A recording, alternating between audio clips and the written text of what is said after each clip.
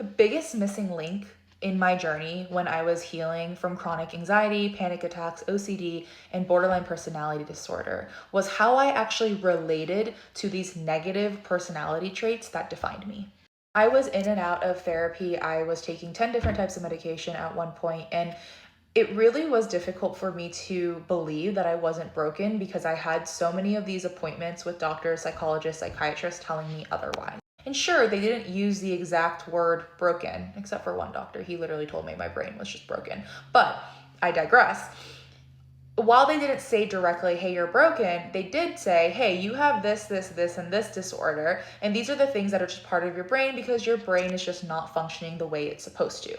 And while there may have been truth to that due to early life neglect and trauma, it still gave my adult self this identity distortion of feeling like I was broken. And a lot of that actually came from how I related to these personality traits. A lot of these negative experiences that I had actually became my identity. I fully believed that who I was at the core was broken. And this creates a lot of internalized shame, especially if your subconscious has already received experiences, signals, and messages from a child that who you are as you are is just not enough.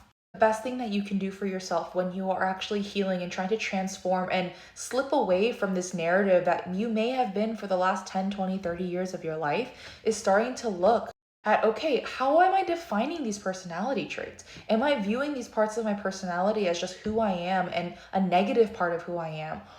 I wonder what would happen for you if you start to question and get really curious around how these personality traits that are a part of your identity have actually served you and protected you up until this point, and maybe they're not serving you anymore. Your identity is something that you can choose to step out of. Your identity is based off of who you define yourself as, and that can always change as long as you start to make the decision to do so.